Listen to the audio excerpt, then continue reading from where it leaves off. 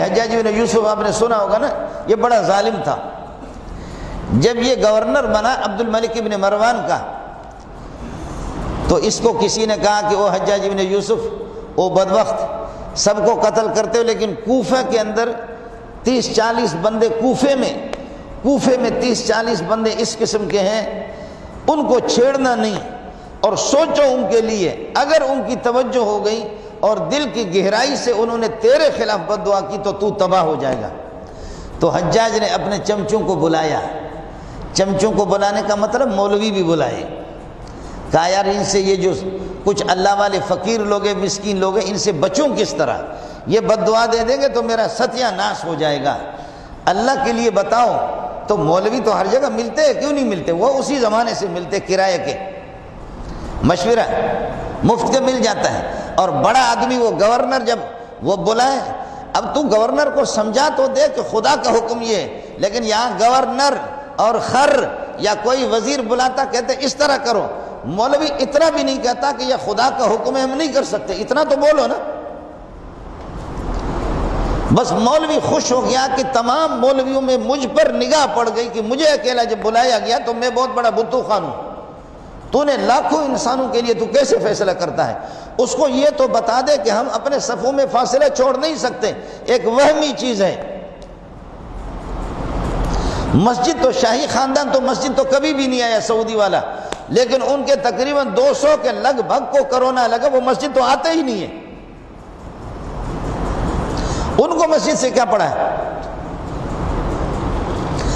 Anima تکونوا یدرککم الموت، جہاں بھی تم بھاگو موت آئے گی، بیماری آئے گی، موت کے اسباب آئیں گے، جہاں بھی تم رہو۔ یہ فلسفہ آج تک میرے نالائق کے سمجھ میں نہیں آیا کہ جو کرونا گھر میں نہیں جا رہا وہ مسجد میں آ رہا ہے،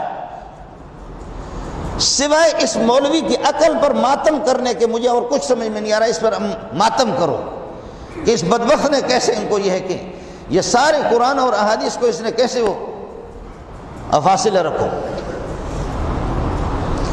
آج تک کسی اخبار میں پڑھا کہ بیوی سے بھی ذرا دور رہو؟ کس وزیر نے کہا ہے؟ عطا اللہ نیازی اگر آ جائے تو ہمارے وزیر اعظم سینہ ملائے، اور مولوی صاحب آ جائے تو وزیر اعظم کہتے ہیں یہ کوئی نہیں اپنا اس طرح کہتے ہیں کہ اس کو چھوؤ کسی طرح لیکن مجھ سے ہاتھ نہ ملاؤ۔ یہ وہ سڑے ہوئے انڈے ہیں، یہ وہ گندے دانے ہیں، یہ وہ سڑے ہوئے انار ہے جو ہمارے اس میں معاشرے میں گھس گئے، جن کو ہم نے اپنے سر کا تاج بنا دیا۔ حجاج بن یوسف نے کہا کہ کیا کروں؟ تو کچھ صوفی صاحب بیٹھے ہوئے تھے، انہوں نے کہا کہ آسان طریقہ یہ ہے، یہ جو 40 بندے ہیں جو بددعا دیتے فوراً ٹھپ سے فوراً بددعاؤں کی لگ جاتی ہے، اس کا آسان طریقہ یہ ہے کہ ان کو حرام کھلاؤ، حرام حرام، پھر جتنے بھی یہ مولوی دعا کریں گے یہ صوفی، آپ کو بددعا نہیں لگے گی۔ تو حجاج نے پھر اس کی بکریاں چھینی، ان کے پاس بادشاہوں کے پاس ہوتا ہی حرام ہے سارا، جیسے جھوٹ بول کر کے دھندا بنا کر کے ملک سے کہ اتنا کرونا آیا، اتنا آیا، کہاں ہے؟ ٹھیک ہے چند لوگوں کو تو ہو گیا، شوگر میں روزانہ اس سے زیادہ مرتے، کینسر میں روزانہ اس سے زیادہ مرتے، ایکسیڈنٹ میں اس سے زیادہ مرتے، 2-3 مہینوں میں تیرے پاس مرے ہوئے کتنے لوگ ہیں؟ لیکن یہ جو کرونا ہے یہ تمام بیماریوں کا دولہا ہے، دولہا۔ یہ کینسر کو بھی یہ مقام اور یہ پروٹوکول نہیں ملا، یہ شوگر کو بھی یہ پروٹوکول نہیں ملا، یہ عزت جو ہے نا یہ کسی اور بیماری کو نہیں ملی، کرونا زندہ باد۔ تو حجاج کو کہا کہ حرام کھلاؤ، تو حجاج نے واہ واہ، اس نے دعوت کا اہتمام کیا، دعوت کا اہتمام کر کے اس میں بکری ذبح کیے اور سجی بنایا، بلوچی سجی، اور اللہ آپ کا بھلا کرے شنواری سجی، فلانے سجی بنا کر کے تختوں پہ رکھ دیا، اور بزرگوں کے بارے میں پتہ کیا کہ اللہ والے جن کی بددعا لگتی ہے وہ کہاں ہے، معلوم کیا فلاں جگہ پہ، کہا کہ خادم چاہ رہا ہے کہ تمہاری زیارت ہو، خادم چاہ رہا ہے کہ آپ قدم بوسی فرمائیں، میرے ہاں آ جائے، مجھے خوشی ہوگی، میری سعادت ہوگی، میرے والدین کی نیک بختی ہوگی کہ تمہارے جیسے علامہ، تمہارے جیسے مفتی، تمہارے جیسے عارف باللہ، پیر طریقت، رہبر شریعت بدبخت جیسے تم لوگ آ جاؤ گے تو پھر آپ کو۔ اور بادشاہوں کے پاس آدمی جب جاتا ملا اس طرح ذلیل ہوتا ہے۔ وہ انہوں نے کہا واہ، گورنر عبد الملک ابن مروان کے گورنر ہمیں دعوت کر رہا ہے۔ صوفی صاحب دوڑا دوڑا دوڑا، 40 بندے اس سے زیادہ انہوں نے سجی مجی کھلایا۔ وہ بکریاں اس کی اپنی بھی نہیں تھی، وہ خرید کی بھی نہیں تھی، وہ دوسروں سے چھین چھین کر کے سارا حرام تھا، ان کو کھلایا۔ جب صوفیوں نے، جب مولوی سجی کھائے اور جب صوفی صاحب، تبلیغی صاحب جب سجی کھائے، اس کو اور کیا چاہیے؟ اور اس کو جب گورنر بلائے، وہ بھی حجاج ابن یوسف، تو اس کو اور چاہیے کیا؟ واہ واہ، دبا کر کے گیٹ پہ کھڑا ہو گیا، سب سے ہاتھ ملایا، مصافحہ کیا، اندر بھیجا، تشریف لائیں، تشریف لے جائیں، آپ کی شان کے مطابق دعوت تو نہیں ہوئی ہے، لیکن یہ کہ جو ہم غریبوں سے بن پایا وہ کر لیا، جاؤ۔ سب نے آ کر کے کھا لیا، کھا کر کے اس کے بعد جب واپس گیٹ پہ کھڑا ہو گیا، ہاتھ اس سے ملا رہے، اب واپس جا رہے ہیں۔ جب سب کو رخصت کیا تو اس کے بعد پھر ناچنے لگے، کہنے لگے کھٹیا کھیر سا ہو جمالو، کھٹیا کھیر سا ہو جمالو، ہو جمالو۔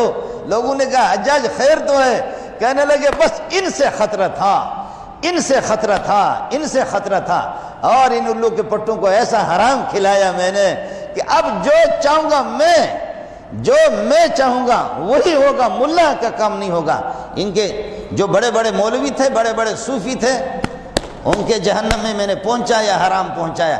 حرام خور جتنا بھی بد دعا کرے یا دعا کرے اس کی دعا نہیں لگے گی۔ میرے نبی نے فرمایا ماکلہ حرام وملبسہ حرام فانا یستجاب لہ، جس کا کھانا پینا حرام ہو وہ کچھ بھی کرے، گریہ وزاری کرے، اس کی دعا قبول نہیں ہوگی۔ ساتھ ہی اہتمام کرے رمضان میں، کسی کو افطار کرائیں تو حرام مال سے، اور خود افطار کرے، سحری کا کھانا تناول فرمائے، حرام نہیں حلال، حلال سے اس کا اہتمام کرے، حرام کسی کو یہ ہے کہ نہ کھلائے۔ بس انہوں نے کہا کہ یہ ہو گیا۔ آخر حجاج گاجر مولی کی طرح ان کو ذبح کرتے رہے، لیکن کسی صوفی کے بد دعا نہیں لگی۔ ایک جو دعوت پہ نہیں گیا تھا، سب کو سبحان اللہ، جو ایک دعوت پہ نہیں گیا تھا، ایک دعوت پہ نہیں گیا تھا، پتہ چل گیا کہ یہ ان کی دعوت پہ نہیں آیا، یہ اس کو مانتا بھی نہیں ہے۔ وہ میں آپ کو نام بتاتا ہوں، ہمارے یہاں جب ان کا نام آتا ہے نا، ہم کتابیں پڑھتے ہیں، پڑھاتے ہیں۔ سعید بن جبیر کا جب نام آتا ہے، تابعی تھے، اور تابعی وہ ہوتا ہے کہ جنہوں نے نبی کے شاگردوں سے پڑھا ہو، نبی کے ساتھیوں کو دیکھا ہو، جنہوں نے ابو بکر، عمر، عثمان، 1.25 لاکھ صحابہ کو جس نے دیکھا اس کو تابعی کہتے۔ تابعی تھے حضرت سعید بن جبیر، اور اتنے بڑے عالم تھے۔ امام احمد بن حنبل کہتے ہیں اللہ حجاج بن یوسف کے ہاتھ شل کر دے، اللہ حجاج بن یوسف کو تباہ کر دے، ہے خدا اس کو غارت کرے۔ اس ظالم نے، بدبخت نے اس ٹائم پہ سعید بن جبیر ہم سے چھینا، جس موقع پر آسمان کو بھی سعید بن جبیر کی ضرورت تھی، زمین کو بھی ضرورت تھی، ایسے اتنے بڑے عالم کو ہم سے چھینا۔ سعید بن جبیر کو پیغام پہنچا کہ تو بچے گا نہیں، تو ایسے ظالموں کے خلاف بولتا ہے، تو بچے گا نہیں۔ سعید بن جبیر ہنسنے لگے، ہنس کر کے کہنے لگے یا اللہ، اس نے پکا ارادہ کر دیا یہ مجھے چھوڑے گا نہیں، تو ہی جانتا ہے مجھے کیا معلوم ہے، میں راضی ہوں، بچوں تب بھی راضی ہوں، اور مجھے شہید کرے تب بھی راضی، لیکن میری ایک دعا قبول کر لے اللہ، میری ایک دعا قبول کر لے۔ میں نے بکرے تو نہیں کھایا ہے، میں نے سجی تو نہیں کھائی اس کی، میری ایک دعا قبول کر لے۔ فرمایا کیا؟ فرمایا کہ ایک دعا ہے میرا رب، میری قتل کے بعد میرا قتل آخری قتل ہو، اس کے بعد اس کو توفیق نہیں دینا، اللہ ایسی بیماری میں اس کو مبتلا کر لے، آسمان بھی دیکھ لے، زمین بھی دیکھ لے۔ ہائے ہائے ہائے، سعید بن جبیر کو جب شہید کیا تو گلے میں اس کو کینسر لگا، کیڑا آ گیا، اور پھر یہ کہ کیمیکل میں، مرچ میں دھاگا لگا کر کے اندر ڈالتے تھے، اور وہ کتے کی طرح سے اس کی آنکھیں نکلی ہوئی۔ اس دنیا سے اس قتل کے بعد کوئی قتل نہیں کر سکے۔ یہ حلال خور اور وہ حرام خور۔ ساتھی اس کا اہتمام کرے، ساتھی اس کا اہتمام کرے، کوشش کر لے، قرض بھی لے کسی سے، بعد میں یہ ہے کہ آپ اپنی حلال آمدنی سے اس کے قرض رمضان کے بعد اللہ آپ کو توفیق دے دیں، لیکن آپ کے افطار کے اندر، آپ کے سحری کے اندر، آپ کی دعاؤں کے اندر، آپ کے کپڑوں میں بھی یہ چیز نہ ہو، آپ کے کپڑوں میں بھی حرام کی ملاوٹ بھی نہ ہو، میں آپ سے کہہ رہا ہوں میں خود محتاج ہوں، آپ سے کہہ رہا ہوں میرے لیے بھی دعا کریں۔ ہم لوگ مولوی لوگ ہماری تقریریں ہوتی ہیں، محتاج ہم ہیں۔ اللہ تعالیٰ قیامت کے دن، ظاہر ہے کہ اس مجلس کے اندر، بھری مجلس میں سارے بیکار تو نہیں، اچھے لوگ بھی ہیں، اللہ قیامت کے دن ہم سب کو محمد کے ساتھ اٹھائے صلی اللہ علیہ وسلم، انبیاء کی رفاقت نصیب فرمائے، آخرت کی رسوائی سے ہمیں بچائیں، رمضان المبارک کے انوار اور برکات سے مجھے اور آپ کو استفادے کی توفیق عطا فرمائے۔ رمضان کا جو تقدس ہے اور جو اس کی عظمتوں کا تقاضا ہے، اللہ پاک ان عظمتوں کے، یہ ہے کہ ان تقاضوں کے مطابق اللہ تعالیٰ مجھے اور آپ کو عمل کرنے کی توفیق عطا فرمائے۔